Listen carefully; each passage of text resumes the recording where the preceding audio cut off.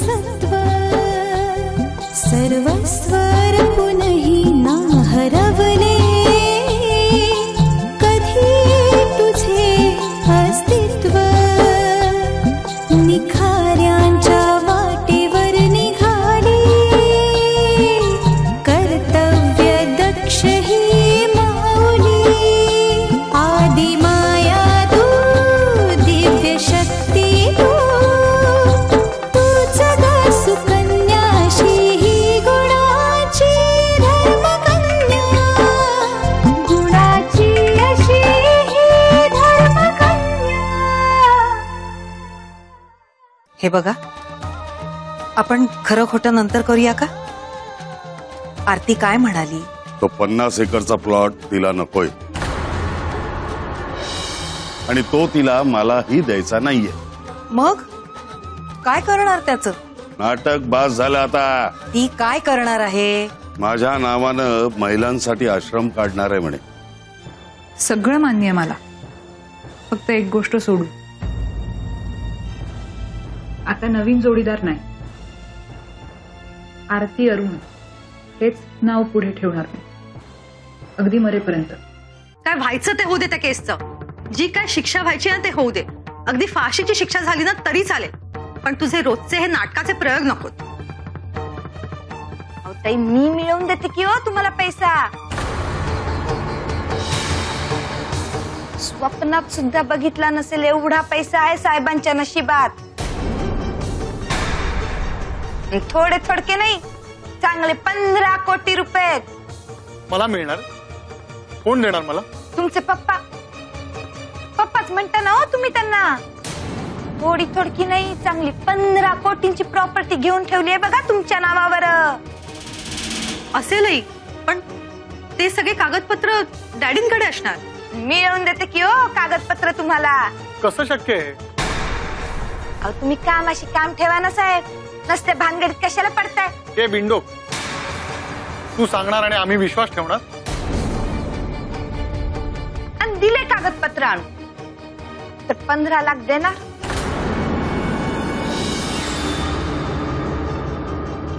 Papers आणून तर दे, मग बघू। बघा ताई, विश्वास ठेवायचा ना तुमच्यावर। एकदा बोलले ना, चल निघ आता।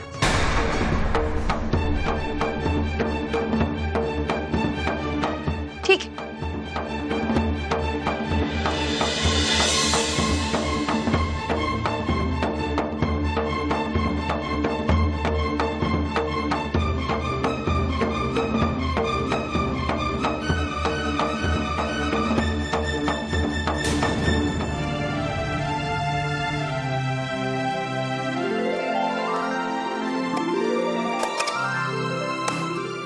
ही कसली तयारी चालली आहे?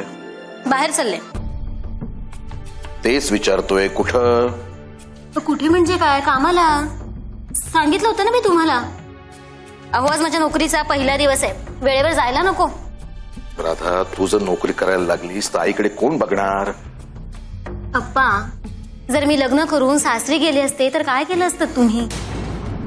तेव्हा काहीतरी वेगळा मार्ग पत्करावा लागला असता, पण आज तू जाणून बुजून हट्टानं हा नोकरीचा घाट घातलाय असं मला वाटतंय। अप्पा, आता दादा नाहीये।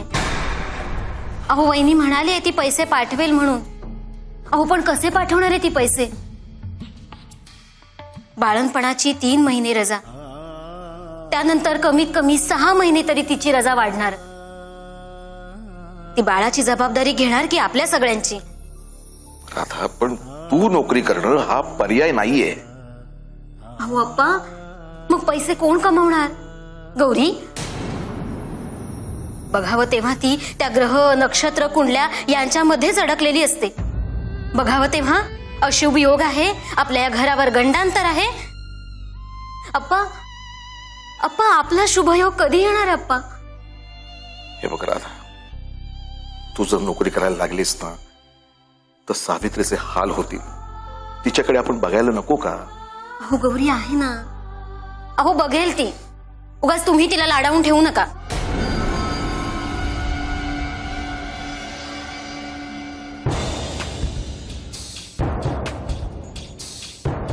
सांगा तिला तुमच्या गोड भाषेत, की यापुढे आईची काळजी घे, तिला वेळेवर औषध दे, अथर्वला डबा दे. अथर्व संध्याकाळी घरी आल्यावर भूक भूक करतो तेव्हा. बाबा आता हे काय नवीन नाटक आहे हिचं? आणि काय नोकरीचं खूळ भरलंय ग तुझ्या डोक्यात? तुला चांगलं माहितीये मला घरकाम जमत नाही. अगं जमत नाही मग शिकून घे. हे बघ सुरुवातीला मलाही जमत नव्हतं. अंगावर एकदा काम पडलं ना की सहज सगळं आपोआप येतं. नाहीतर तू ना एक काम कर, तू नोकरी करून घरात पैसे आण, मी घरात बसते. मला कोण देणार नोकरी? आणि मी काय काम करणार आहे? बरं, मला जे काम येतं त्यासाठी या गावात पैसा नाहीये. पैसा कमवायचा झाला तर शहरात जावं लागणार. म्हणजे एकंदरीत सगळी बोंबच ना. चला आप्पा येते हा मी. उशीर होतोय मला. आणि हा आप्पा हिला चूल पेटवायला शिकवा, वरण भात शिकवा, पोळ्या लाटायला शिकवा. आणि काहीच जर जमलं नाही ना तर हिला ना उपाशी ठेवा. येते मी.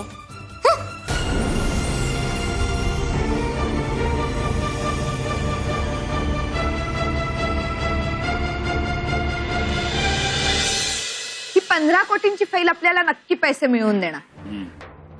त्या इन्स्पेक्टर आणि पोलीस स्टेशनच्या नाटकाने आपल्याला पैसे मिळाले असते असं वाटत नाही मला. नसतेच. मध्येच तो गोड बोले वकील टपकला, त्याने त्याला जामिनीवर सोडवला. नाही तर कोर्ट कचेरी आपल्या अंगाशी आल्या असत्या. 2 लहान मुलं गाडीखाली गेली, त्यांची हॉस्पिटलचे रिपोर्ट मागितले असते तर आपण कुठून देणार होतो? त्या इन्स्पेक्टरनं तो झोल मिटवला असता ना. मिटवला असता, स्वतः सुटला असता आणि आपल्याला बळीचा बकरा बनवला असता.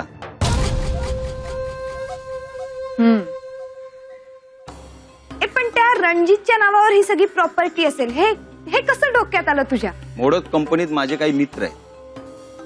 त्यांची मुलगी आरती, तिच्या नावावर जमीन आहे आणि ती जमीन रणजितच्या पप्पांना परत हवी आहे. पण आरती द्यायला तयार नाही.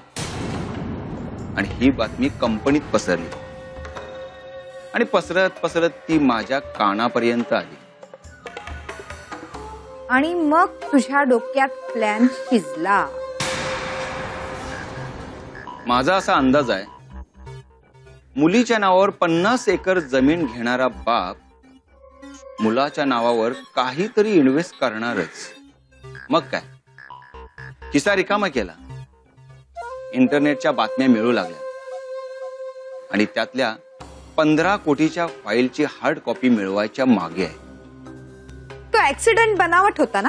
ऍक्सिडेंट खरा होता, पण त्याच्या पुढची सगळी गोष्ट म्हणजे केस बनावट होती. आणि आता हा बनावट धीर, तोही वॉचमन. वॉचमॅन करणार नाही तर काय करणार?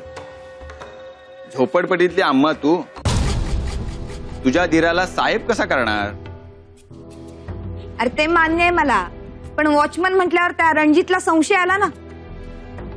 मला म्हणाला मी सगळ्यांना ओळखतो कंपनीमध्ये, मी जातो. पण तू काळजी करू नकोस. मला नाही वाटत तो कंपनीत जाऊन सगळी चौकशी करेल. तसा घाबरट आहे तो. अगं पण त्याची बायको हुशार आहे. काही झालं ना तर नाव नाही सांगायचं. पण 15 लाख म्हणजे खूप स्वस्तात पडलं रे त्यांना. नाही मला सांग, ती 15 कोटीची फाईल तरी खरी आहे ना? कितीही बनावट. फाईल मिळणार आहे. 4-5 दिवस लागतील, पण नक्की मिळणार. आणि हा महत्वाची गोष्ट, हा प्लॅन आपल्या दोघांमध्ये आहे. यात इन्स्पेक्टर नाही आणि त्याला कळता कामा नये.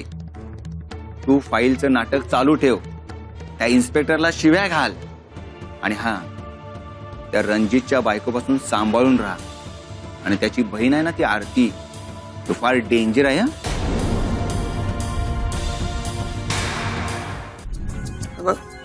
उगाच काहीतरी माझ्या डोक्यात भरवू नकोस. तू जाशील तिकडे मुंबईला, मला इथं गावात राहायचंय. अरे मग मित्रा, याच्यात फायदा कोणाचा, तुझा की माझा? अरे त्याच्या गोष्टी सोड. गाव खूप छोटा आहे. फुट्ट जरी झालं तरी सगळ्यांना कळतं. तिकडे कानडोळा करता येत नाही. तुमचं बरं आहे रे, तिकडे शहरात लपायला जागा तरी आहे. शेजारी काय चाललंय याचं देखील लोकांना स्वैरसूतक नसतं. बरं मला सांग, तुझी पोलिसांत कितपत ओळख आहे? सगळेच ओळखीचे आहेत. तसं नाही रे, म्हणजे समज तू एखादा गुन्हा करताना पकडला गेलास तर तुला थोड्या वेळाने सोडून देतात का? असे कसे सोडतील? काहीतरी चिरीमिरी दिल्याशिवाय सोडत नाहीत. ते खायला घातलं तर यांची भूक भागत नाही. पण खाल्लं की तोंड बंद ठेवतात ना? असं ते नमक हराम नाही आहेत. अरे मग मित्रा, झाला की आपला प्लॅन.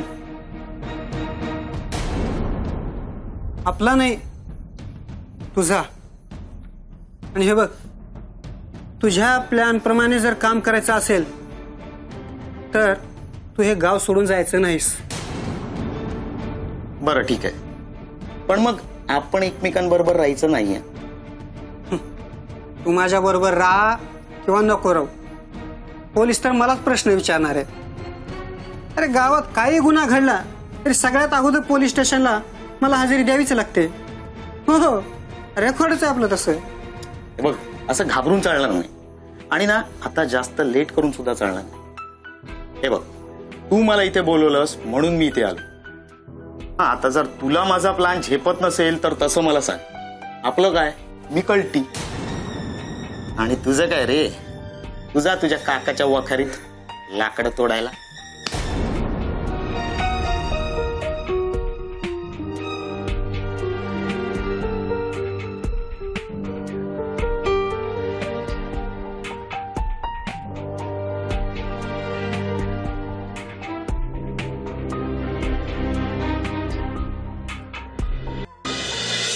बोल, काय एवढ्या अर्जंट आलीस? आरती, आमचं आयुष्य ना एखाद्या हिंदी फिल्म सारखं झालेलं आहे. इंटरवल के बाद कहाणी में ट्विस्ट. म्हणजे रणजीतच्या नावावरती 15 कोटींची प्रॉपर्टी आहे. ऐकून चक्करच आली आम्हाला. नाही शक्य आहे. विश्वनाथ मोडक डायनॅमिक आहेत. एकतर ते रिस्क घेतात आणि प्रत्येक वेळी त्यांना त्यांचा लक फॅक्टर साथ देतो. बरं, जी गोष्ट करतात ती सक्सेसफुल होते. 12-12 तास काम करतात, नेहमी हातात 3 एक्के असल्यासारखे फिरत असतात, तसेच गेम खेळतात.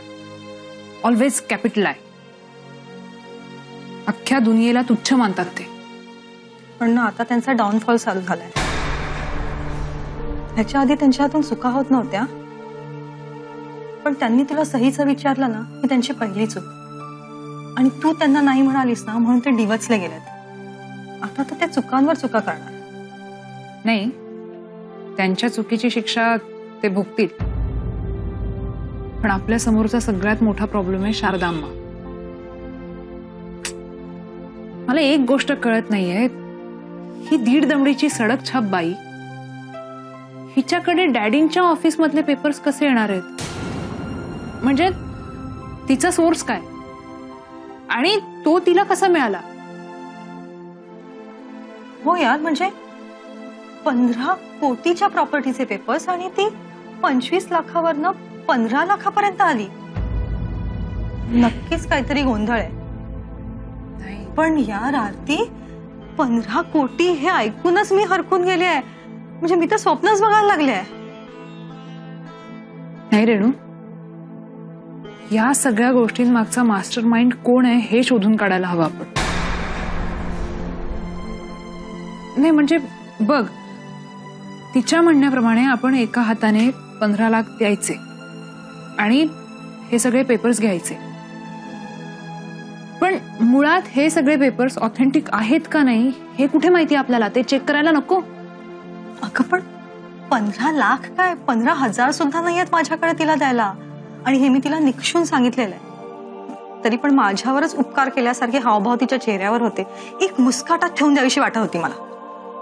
नाही रेणू, या सगळ्या प्रकरणाच्या मागे नक्की कोणीतरी आहे आणि आपल्याला त्याचा शोध घ्यायला पाहिजे.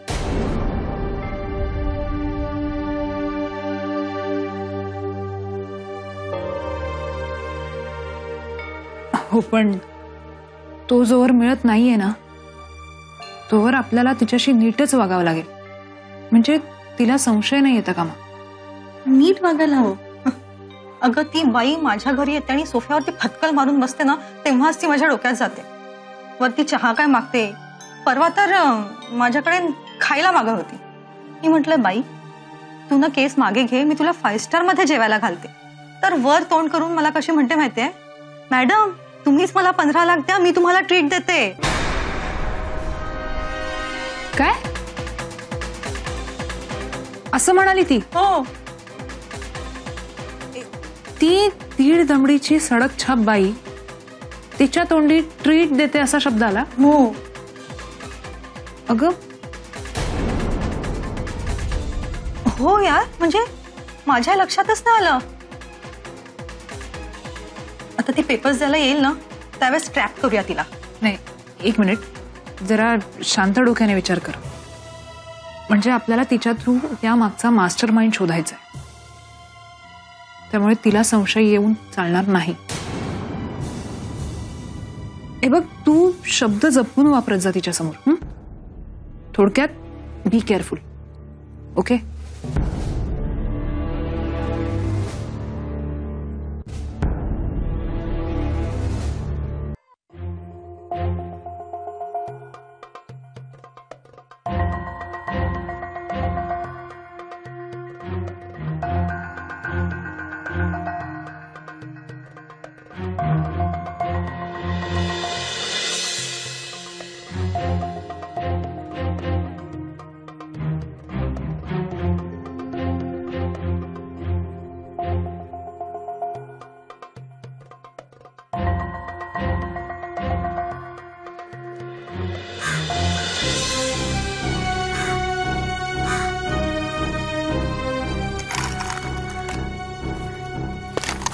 बाबा कुठे चाललाय?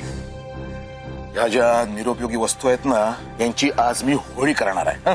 वा, इतके दिवस उपयोगी असलेल्या वस्तू अचानक निरुपयोगी ठरल्या? हो, कारण ह्यावर कुणाचं घर चालत नाही, कुणाचं पोट भरत नाही, घरातली चूल पेटत नाही. आपला अथर्व आहे ना तो सुद्धा उपाशी राहतो. तू जेवलीस का पोटभर? जेवण कुणी बनवलं? गिळताना त्रास नाही झाला? तोंड वर करून मलाच विचारतेस? बाबा किती वेळा सांगितलंय मी, मला जेवण बनवता येत नाही. घर कामात मला इंटरेस्ट नाहीये. या सगळ्याचा प्रचंड कंटाळा येतो मला. मला माहितीये जेवण तुम्ही बनवलंय, पण यात मी दोषी नाहीये, यात राधाचा दोष आहे. तिला पैसे कमवायचेत, काम करण्याचे डोहाळे लागलेत. मला माहितीये बाबा, तिनं मला धडा शिकवण्यासाठी हे सगळं मुद्दाम करते. त्याची शिक्षा मला झाली. तू निर्लज्ज आहेस ग. सकाळ संध्याकाळ रात्र फक्त खातेस. बाबा तुम्ही माझं खाणं काढताय. हो, मी तुझं खाणच काढतोय. लाज नाही वाटत? घरकाम न करता फक्त खातेस ते? अगं तुझी आई जिनं तुला जन्म दिला ती आजारी आहे. तुला घरकाम जमत नाही ना, ठीक आहे, पण तिच्याकडे लक्ष दे, तिला औषध पाणी दे, काय हवं नको ते बघ ना. बाबा खरं सांगू, माझ्या हे सगळं लक्षातच राहत नाही. नाही, बरोबर आहे तुझं. तुला फक्त भविष्यकाळ कळतो, वर्तमानातलं दिसत नाही. इथं डोळ्यासमोर तुझी आई आहे, तिची मनापासून सेवा करावी असं वाटत नाही तुला? अशी कशी ग तू? एक वेळ शनी, राहू, मंगळ, केतू हे ग्रह परवडले. तुला खरं सांगू, माझ्या राशीला फक्त 2च ग्रह आहेत, एक तू आणि दुसरी राधा. उजरग्या का आपल्या दिवाण्याच्या वखारीला आग लागली.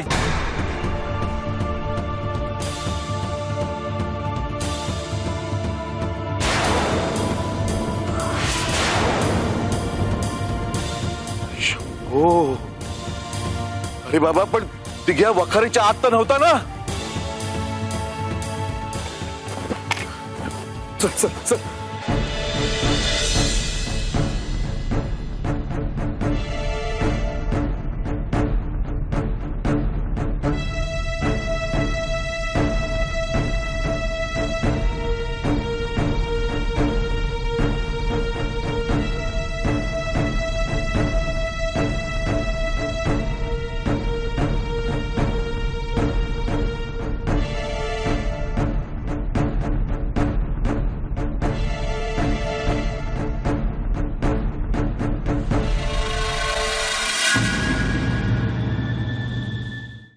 इतके प्रश्न विचारतोयस, पण आधी तुला हे मान्य आहे का?